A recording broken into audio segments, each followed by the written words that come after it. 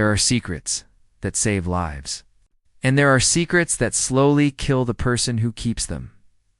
Medicine teaches us to heal, but it also teaches us to be silent. It binds us to a sacred oath, a quiet promise that, sometimes, forces us to betray the truth. Imagine this. You are standing between a patient's pain and his family's desperation. You hold the key to an explosive truth. Revealing it could destroy a family, but keeping it makes you their silent accomplice. I am a doctor. And this is the story of the secret I had to keep.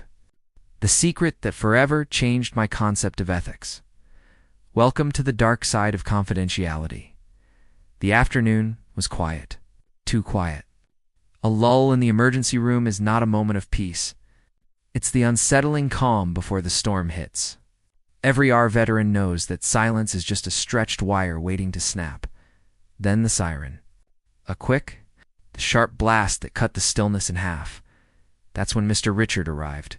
He wasn't brought in by the ambulance crew, but by his son, a nervous young man whose eyes held a flicker of shame I couldn't yet place. Richard was clutching his head, his face a shocking, mottled crimson. At first glance, it was a textbook case, a severe hypertensive crisis. His blood pressure monitor screamed a number that threatened stroke. His heart was hammering a frantic, erratic rhythm against his ribs. We moved fast. 4 lines in, medications administered. Standard protocol. The physical symptoms were screaming danger. The flushed face. The nausea, the headache he described not as pain, but as a sledgehammer pounding inside his skull. But as we stabilized the numbers on the screen, I stepped back and felt a profound chill. My medical training told me the cause was missing. The physical danger was clear, but the root was obscured. I looked at Richard. He wasn't tracking the monitors or the nurses. He was tracking his son, his eyes. They were not filled with the typical fear of dying, that primal, instinctive terror. No, this was the specific, cold fear of exposure. The fear of losing everything that death couldn't take. I noticed the small things. The tremor in his hands wasn't just physical. It was deep, the faint, almost imperceptible scent lingering beneath the antiseptic smell of the ER, a scent he desperately tried to mask with his labored breathing. While the son was busy at the admissions desk, dealing with insurance forms and the logistics of a sudden crisis, I seized the moment. I leaned in, my voice dropping to a conspiratorial whisper, bypassing the Medi-Cal slang entirely. His pulse beneath my fingers was a runaway drum. I asked him the crucial question, the one that cuts through the noise. Did you take something, Richard? Something you haven't told your son? Tell me the truth now, because I need to save you. His response wasn't a spoken answer. It was a silent, desperate plea. His chin quivered. His eyes welled up with the tears of a man utterly defeated. His lips trembled, unable to form a complex sentence. He simply whispered one word, alcohol. That single word, it was the detonator. The word that changed everything. He confessed it wasn't just the stress or the hypertension. It was the relapse. The deep, dark addiction he had wrestled down and controlled for 20 long years of hard-won sobriety. He didn't just confess a medical fact. He confessed a secret that threatened to shatter his life. He gripped my arm, his voice rough with a desperate earnestness. Doctor, I've been secretly drinking for 3 days. My family thinks I'm working late. If my wife finds out, she'll leave me. I couldn't bear it. Please, doctor, promise me you won't tell her. A man in his 50s, powerful in his professional life, reduced to shaking with fear and shame in a hospital bed. He had handed me not only his physical health, but the fragile structure of his marriage, his family, and his entire dignity. What do you do in that moment? The Hippocratic Oath demands, above all else, that we protect the patient's health. But the oath goes beyond a simple diagnosis of blood pressure or heart rate. It demands we protect their privacy, their autonomy, their absolute right to decide which painful truths are theirs alone to reveal. The choice was clear, yet agonizing. I looked him in the eye. I didn't hesitate. I promised him I would keep his secret. I signed a contract with his despair.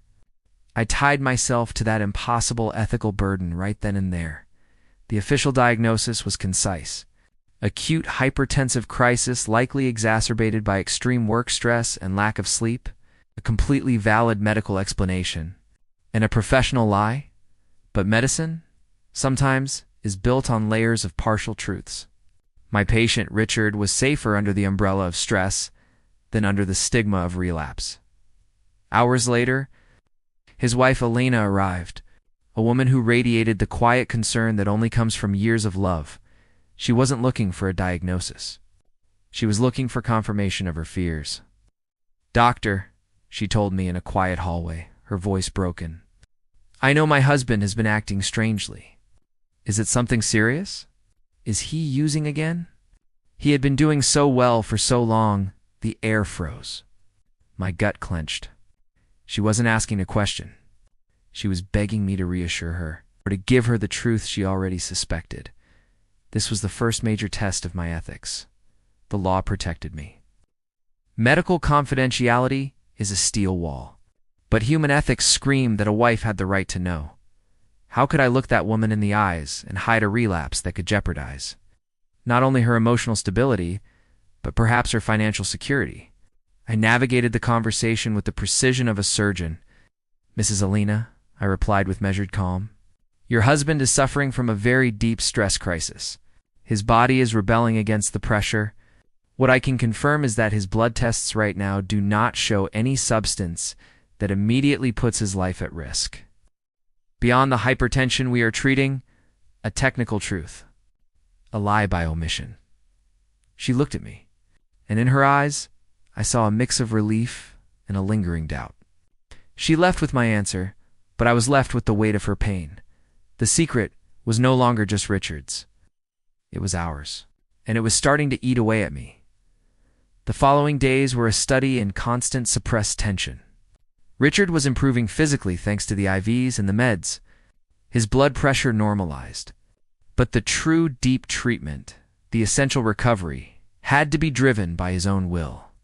That was the part I couldn't administer. I had successfully maintained the professional wall. I had deflected Elena's suspicions. But I knew the conflict was far from over. I was simply delaying the inevitable explosion.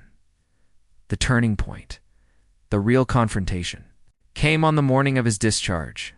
I was heading toward Richard's room to sign off on the paperwork when the son, that bright, direct young man, stopped me. He cornered me near the nurse's station, his face rigid with purpose. He didn't plead. He didn't ask. He went straight for the jugular. "Doctor, I need to be honest with you," he said, his voice low, firm, and dangerously level. "I drove him here. When I cleaned out his car, I found the evidence. Empty bottles stashed under the seat. It wasn't stress. It's the drinking, isn't it?" There it was. The diagnosis I had desperately avoided giving. His statement wasn't a question seeking validation. It was an affirmation delivered with heartbroken certainty. He had done his own detective work. He had discovered the truth himself. I froze. Every protocol, every ethical obligation, every human instinct crashed into the other. This was the hardest confrontation of my entire career. I was trapped in a moral vice. If I confirmed his suspicion, I would betray Richard, shattering the sacred promise I had made to him hours before. If I denied it, I would lie to a desperate son who already knew the truth, risking his trust and potentially hindering his father's chances of future help. This is the precise moment.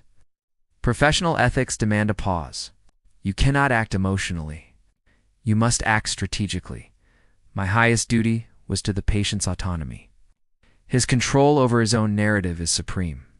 Even if his choice to hide his relapse was fundamentally self-destructive, I was not the one who should strip him of the dignity of confession. I took a breath. I looked at the son, holding his gaze. My strategy was to offer him a hard truth that would empower him, rather than a confirmation that would betray his father. "Look," I began, my voice quiet but unyielding. "As a physician, I am absolutely bound by patient confidentiality. It is the cornerstone of trust. I cannot confirm or deny details of his medical file to you. That barrier is non-negotiable." I let the weight of that silence settle. Then I pivoted. But listen closely to me. Your father is in a vulnerable place. He needs profound help. Not just medical oversight, but emotional stability and unwavering family support. I pointed him toward the future. The next step, the most vital, dangerous, and important one, is honesty within your family. If you have suspicions this strong, you must speak them to him directly. He is the one who must take the first, terrifying step toward recovery, and you are the key person to help him gather the courage to cross that line. I put the ball firmly and irrevocably in the patient's court. In the family's joint court, I didn't lie, but I didn't confirm the secret either. I maintained the wall of professional ethics, but I did so in a way that forced the patient to face his own responsibility and empowered his son to initiate the necessary conversation. The son stood there for a long moment. Then he finally nodded, a gesture containing a complex mix of frustration over my evasion and a new, quiet understanding of the path ahead. He left ready to face his father, not me, in that single agonizing moment. Understood the true, complex weight of medical secrecy. It is not about simply hiding facts. It is about protecting a patient's autonomy and dignity. It's about giving a person the space and the ownership of their own darkest narrative, which is the only place true healing can begin. Richard left that day. He walked out with a packet of discharge papers, a prescription, and what amounted to a second chance at his life. I, on the other hand, was left standing alone in the sterile silence of the hospital floor, branded by a lesson that was far more potent than anything I learned in medical school. The sheer weight of confidentiality is immense. It's not just a rule in a handbook. It's a profound, solitary burden. You cease being just a healer, and you morph into the confessor, the silent guardian of the deepest, most private shadows a person holds. But the question that haunted me was the silence worth it? What was the result of my calculated, ethical refusal to reveal the truth? The result was redemption. We gave Richard something more valuable than a clean bill of health. We gave him the space to breathe and the power to make his own autonomous decision about recovery. Weeks later, the phone rang. It was Richard. His voice was clearer, stronger, carrying a genuine gratitude that didn't need to be stated. He had done it. He had sat down with Alina and his son. He had confessed the truth and was now successfully enrolled in an intensive rehabilitation program. He did it. Not because a doctor betrayed his trust and forced his hand, but because I held the ethical line, preserving his dignity and compelling him to be the hero of his own story. This single case clarified the highest purpose of medicine for me: medical ethics. In these complex moments are not about delivering the absolute, cold truth at the expense of human connection. They are about understanding that true healing is holistic. It isn't just chemical or physical. It is profoundly social, emotional, and psychological. And for certain patients, the very protection of their secret, their fundamental right to control their shame, is the vital first step they need to gather the strength and decide to save themselves. Confidentiality, then, is both our shield and our sword. It protects us from violating the most intimate trust. It is the dark side of the oath, yes, a heavy side we carry alone, but it is an absolutely necessary dark side, because only when the patient feels completely safe, heard, and unjudged can they finally face and begin to defeat the ghosts they carry within. And I am still here, waiting for the next profound truth I will have to swear to keep if this deep dive into professional ethics and the weight of keeping a solemn promise has opened your eyes to the silent decisions that define our integrity every single day. If you value this kind of unfiltered look into the most complex and human side of medicine, then please hit the like button on this video to support the channel and subscribe right now to keep exploring these real, ethically challenging stories that are rarely told. But before you go, I want to know your thoughts. If you were the doctor in this situation, standing between the desperate wife and the terrified patient, would you have chosen to protect the secret? Or would you have revealed the truth to the family? Tell me your ethical verdict in the comments section below, and I'll see you in the next story.